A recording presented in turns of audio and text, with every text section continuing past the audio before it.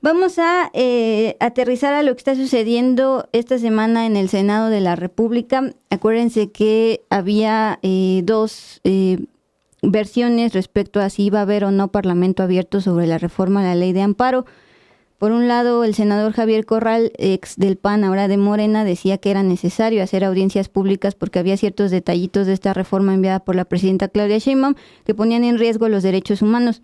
Pero el senador Adán Augusto López había dicho que no se había hablado nada sobre un parlamento abierto. Finalmente, esta semana empezaron las audiencias públicas y participaron juzgadores, pero también importantes representantes de organizaciones civiles, advirtiendo el riesgo que está actualmente esta iniciativa respecto a los derechos humanos.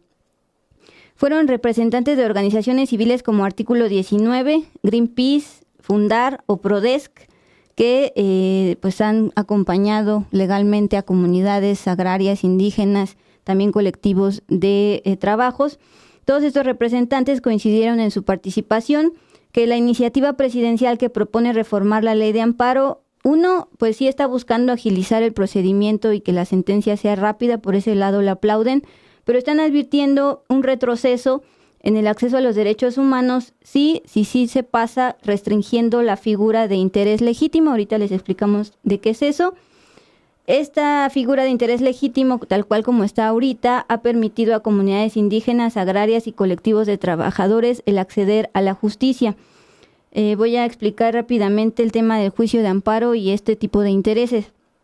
El juicio de amparo busca detener actos de autoridad, ya sea de los gobiernos locales, estatales, municipales o también de empresas, detener los actos de autoridad que vulneran derechos, por ejemplo, al territorio, al medio ambiente, a la salud, al agua y demás. Un ejemplo, si yo no puedo acceder a una operación en mi seguro social, me puedo buscar un amparo para que me atiendan.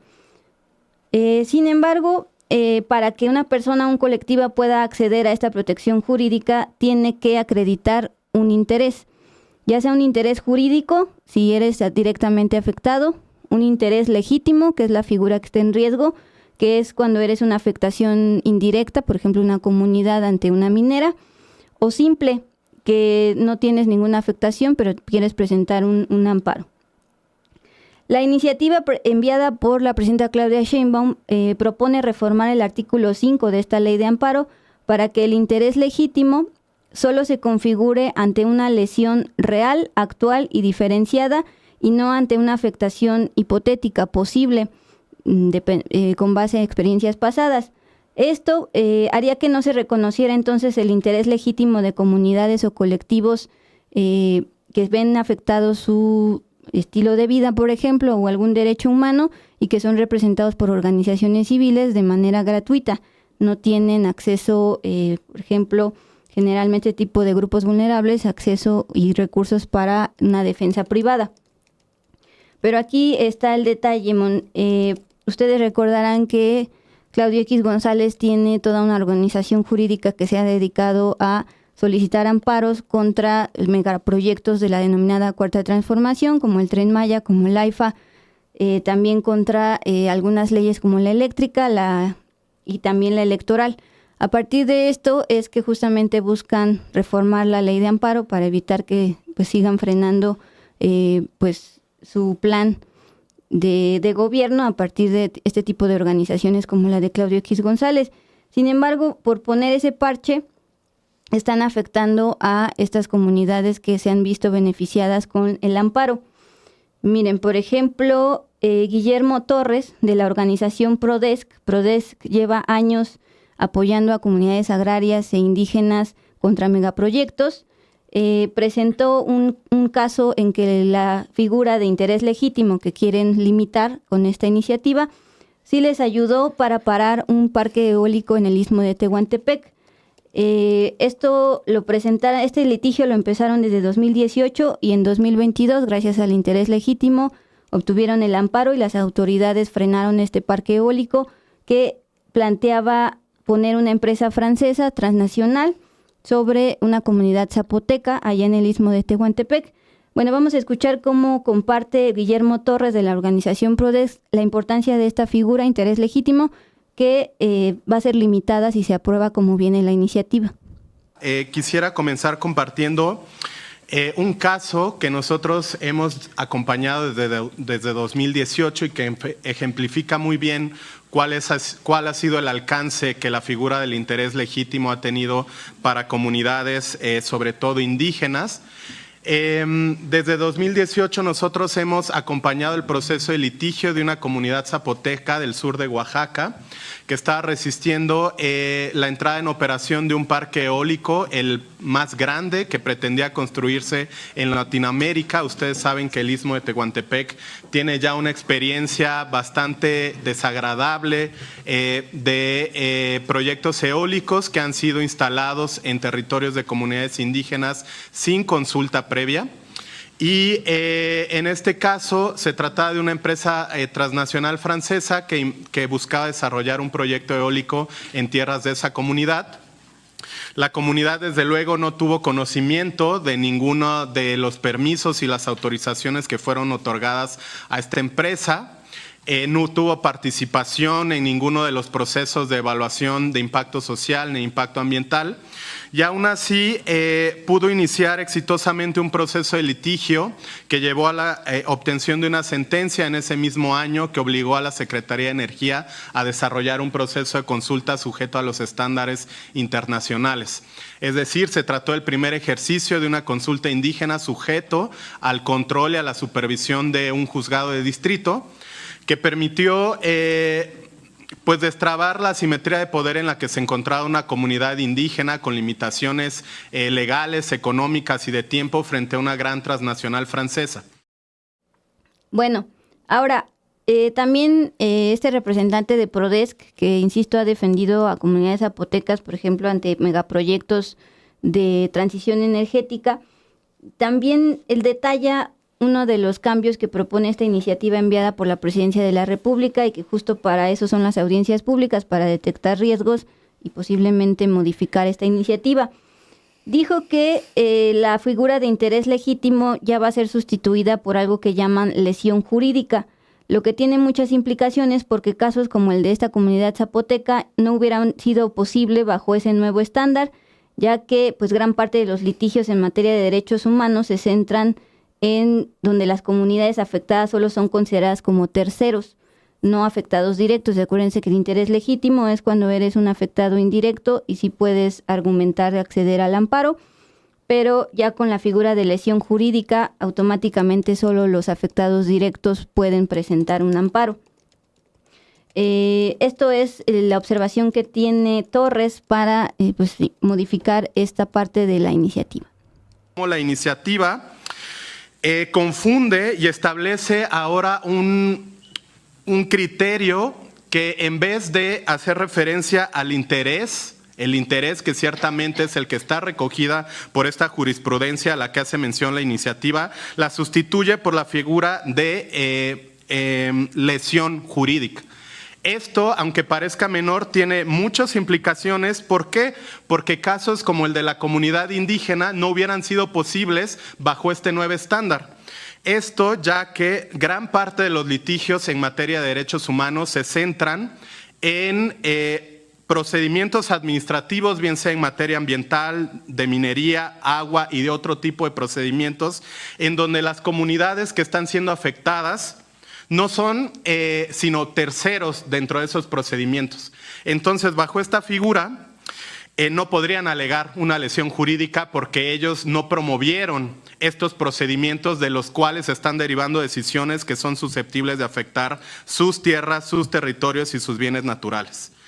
Esto, desde luego, pues limitará ostensiblemente no solo el acceso, como ya lo decían, del juicio de amparo a organizaciones como PRODESC, como Greenpeace, como Artículo 19, sino sobre todo y fundamentalmente a comunidades agrarias, indígenas o colectivos de trabajadores que al no ser parte de estos procesos administrativos no podrán tener acceso a un juicio de amparo, pero no solo eso, la figura fundamental y por la que muchas veces se recurre al juicio de amparo, que es la suspensión, tampoco podrá ser admitida en este tipo de procedimientos.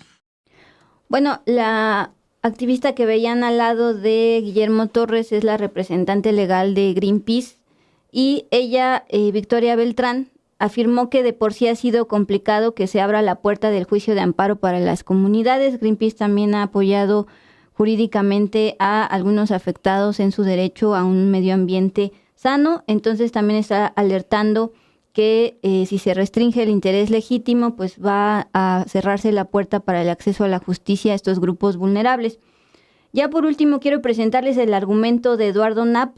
Luis Eduardo Knapp, él es de Artículo 19, una organización que pues defiende la libertad de expresión y acceso a la información, y sobre todo ha estado dando luz de cuánto dinero envían los gobiernos, tanto federal y estatal, a la prensa en medio de propaganda para pues censurar, silenciar y demás. Entonces ellos dicen que a través del juicio de amparo pues lograron que el Congreso legislara esta forma de que el Congreso emitiera la ley que regula la publicidad oficial para evitar arbitrariedades en la designación de propaganda, es decir, controlar a los medios a través de ese dinerito. Pero pues que ahora, limitando el interés legítimo, no podrían frenar este tipo de arbitrariedades, en este caso por parte del Congreso. Vamos a escuchar. Y ahora nos vienen con esta propuesta que retrocede totalmente, va en contra incluso, ¿no?, de lo que ha dicho la Corte en estos años. Es un retroceso de 100 o más de 100 años que se está dinamitando en tan solo 10 años, poco más de 10 años, en donde sí han habido avances fundamentales. Esta reforma, de aprobarse, estaría violando obligaciones internacionales que tiene el Estado mexicano. Obligaciones como la garantía del derecho al recurso judicial efectivo e idóneo, que ha desarrollado también y resuelto la propia Corte mexicana y la Corte Interamericana. Hay una amplia jurisprudencia al respecto. Ese derecho, hay que analizar esta figura del interés legítimo, de la suspensión y del cumplimiento a las sentencias bajo ese paraguas de ese derecho. Si se aprueba, ojalá no, pero si se aprueba esta reforma, estaría violando estas obligaciones internacionales, estaría violando este derecho al tornar el juicio de amparo y estas tres figuras, interés, suspensión y cumplimiento de sentencias, pues como algo utópico, algo que solo estará en papel. Lamentablemente eso sucedería, y además estaría violando el derecho a defender derechos humanos que se ha desarrollado ampliamente desde el derecho internacional. Pues ahí están las observaciones de representantes de organizaciones civiles para evitar que se ponga en riesgo el acceso a los derechos humanos de comunidades agrarias indígenas o bien colectivos de trabajadores. Pues justamente se planea que esta semana ya empiece a debatirse como tal en la Cámara de Senadores, y pues vamos a estar pendientes. Mientras tanto, estoy pendiente de pues la serie de comentarios que justamente ya sabía que iban a venir, es decir, la reputación que traen estas organizaciones civiles, que ojo, le decíamos fuera del aire, Prodesc va calado y garantizado que pues no tiene nada que ver con todos estos temas políticos. Sí ha defendido a comunidades zapotecas desde tiempos de Peña Nieto. Bueno, y el tema de Artículo 19, pues sostengo que gracias a ellos, pues los periodistas nos sentimos un poco protegidos, somos asesinados o amenazados, y Artículo 19 pues es una de las organizaciones internacionales que al menos intenta defendernos.